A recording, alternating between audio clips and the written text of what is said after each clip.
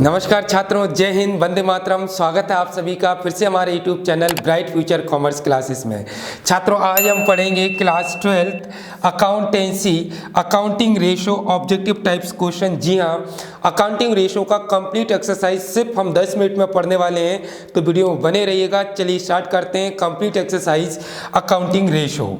तो आज का बेटा हमारा पहला क्वेश्चन आता है मल्टीपल चॉइस क्वेश्चन, जिसमें पहला क्वेश्चन हमारा आता है in gross profit ratio relation of gross profit is establish with. Gross profit ratio में ग्रॉस प्रॉफिट रिलेशन इस्टेब्लिश करता है किसके साथ? Option A total capital, option B working capital, option C net sales और option D share capital.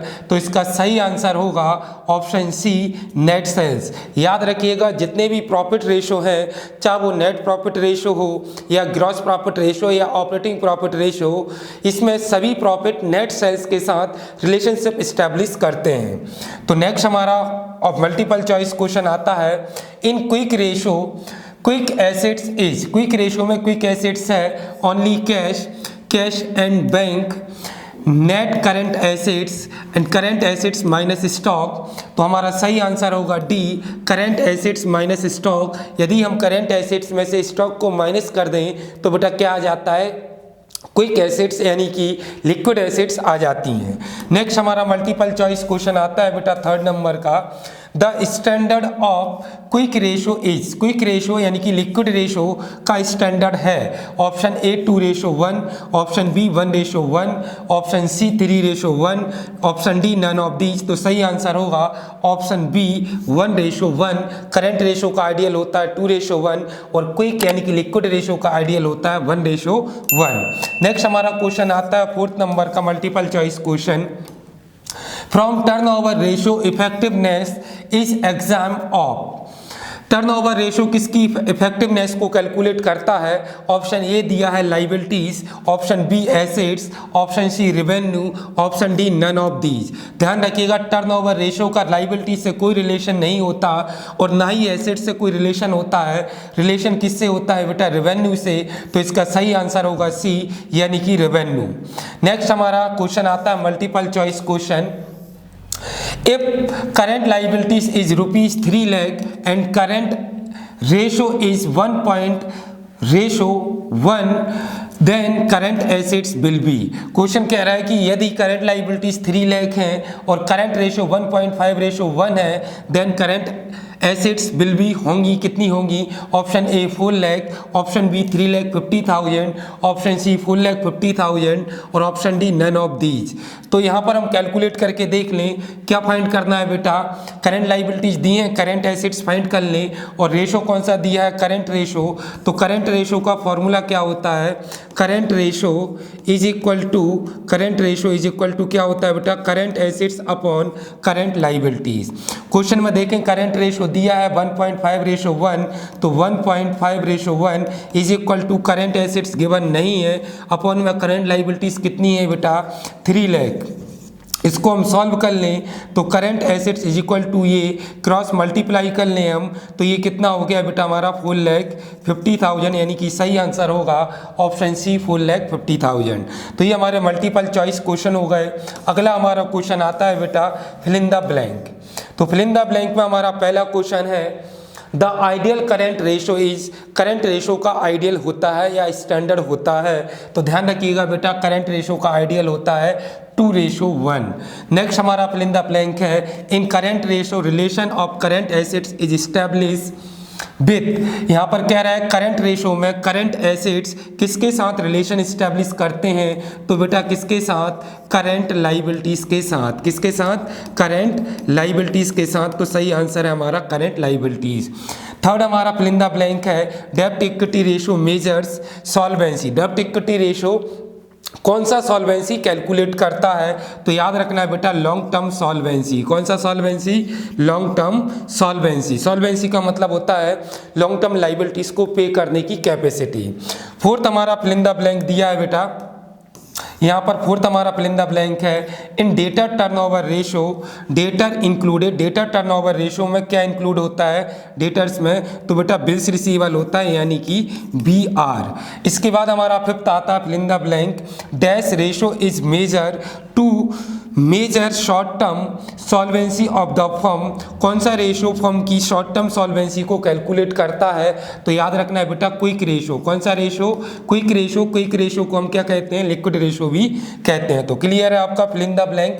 पहला answer हो गया हमारा 2:1, सेकंड का आंसर है हमारा विथ करंट लाइबिलिटीज, और थर्ड है बेटा लॉन्ग टर्म सॉल्वेंसी। कौन सी, लॉन्ग टर्म सॉल्वेंसी। फोर्थ है हमारा बिल्स रिसीवेबल और फिफ्थ है हमारा क्विक रेशो। तो क्लियर है फिल इन द ब्लैंक। अगला हमारा क्वेश्चन आता है बेटा, answer the following in true false. अब हमें ट्रू फॉल्स बताना है, कौन सा ऑप्शन ट्रू है और कौन सा ऑप्शन फॉल्स है। तो ध्यान से देखिएगा, पहला हमारा ऑप्शन दिया है decrease in gross profit, gross profit में decrease, ratio is an indication of increase in cost of production. तो ये बेटा आंसर बिल्कुल सही है, क्योंकि जब ग्रॉस प्रॉफिट रेशो डिक्रीज होता है ग्रॉस प्रॉफिट, तब कॉस्ट इंक्रीज हो जाती है, यानी कि ग्रॉस प्रॉफिट तभी डिक्रीज होता है जब प्रोडक्शन का कॉस्ट क्या हो जाए बेटा, इंक्रीज हो जाए।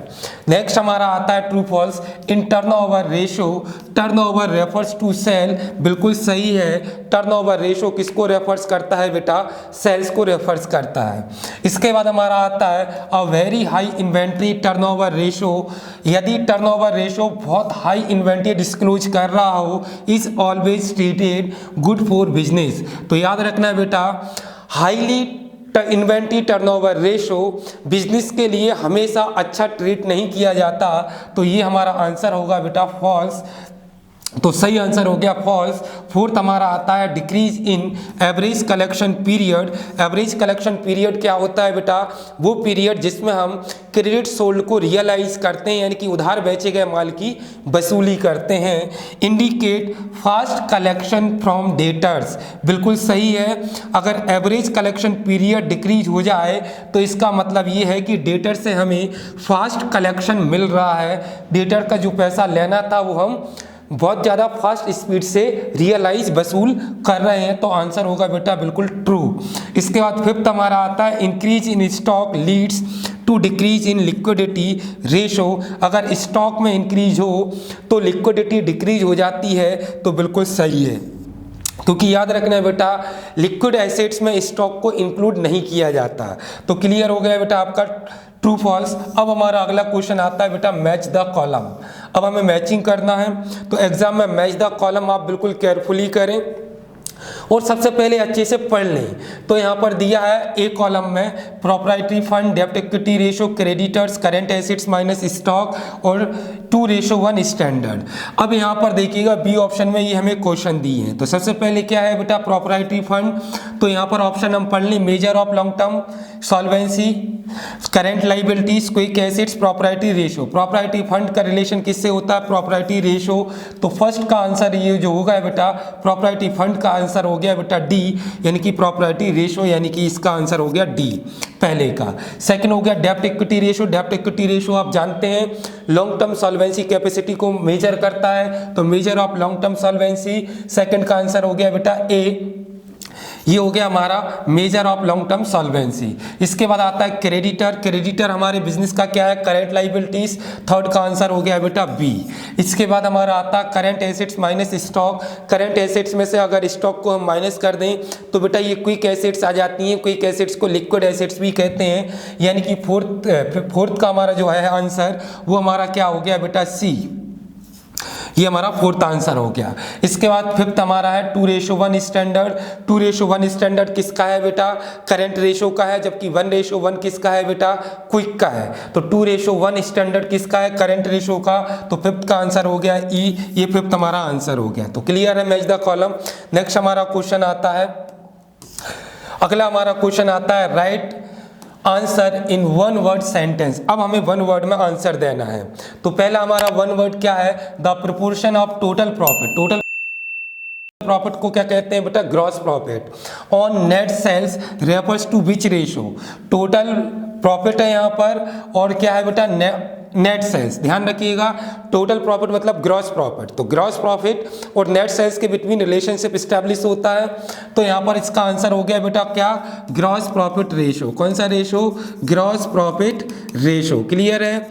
नेक्स्ट हमारा क्वेश्चन आता है, to measure which ratio adjustment of non operating expenses and income is done. Non operating expenses net profit ratio में रिकॉर्ड होते हैं, जबकि ऑपरेटिंग प्रॉफिट रेशियो जो होता है उसमें हम ऑपरेटिंग रेशियो इंक्लूडेड करते हैं। तो यहाँ पर इसका आंसर हो गया बेटा क्या, नेट प्रॉफिट रेशियो। क्या हो गया हमारा सही answer, net profit ratio. Third हमारा वन वर्ड क्वेश्चन आता है बेटा, which ratio indicate the realization of credit sales. Credit sales कौन सा रेशियो, क्रेडिट सेल्स मतलब जो उधार माल बेचते हैं उसकी वसूली को दर्शाता है, कलेक्शन मतलब वसूल करना। तो याद रखना है बेटा, वो रेशो होता है एवरेज कलेक्शन पीरियड। क्या होता है, एवरेज कलेक्शन पीरियड। कौन सा, एवरेज कलेक्शन पीरियड। तो ये हो गया हमारा सही आंसर। इसके बाद फोर्थ हमारा आता है, इन liquidity ratio assets of which nature is included. Liquidity ratio में यानी कि क्विक रेशियो में कौन से नेचर की एसेट्स इंक्लूड करते हैं। तो याद रखना है बेटा, क्विक एसेट्स, और क्विक एसेट्स को आप क्या कहते हैं, लिक्विड एसेट्स भी कहते हैं। तो इसका आंसर आप लिक्विड एसेट्स या क्विक एसेट्स लिख सकते हैं। फिफ्थ हमारा आता है, what total cost is equivalent to total sale. यदि टोटल कॉस्ट टोटल सेल के बराबर हो तो क्या कॉल होगा। याद रखना है बेटा, इस सिचुएशन को हम कहते हैं ब्रेक इवन पॉइंट। क्या कहते हैं, ब्रेक इवन पॉइंट। कौन सा पॉइंट बेटा, ब्रेक इवन पॉइंट, यानी कि नो प्रॉफिट और नो लॉस। तो ये हो गया बेटा हमारा अकाउंटिंग रेशो का कंप्लीट एक्सरसाइज। ये एक्सपेक्टेड क्वेश्चन है, मेन एग्जाम में आ सकते हैं, इसलिए इसे अच्छे से पढ़ लीजिएगा। क्या है, वीडियो पसंद आया हो तो लाइक कर लें, चैनल को सब्सक्राइब कर लें ताकि अगली वीडियो का नोटिफिकेशन आपके पास आ जाए। जय हिंद, जय भारत।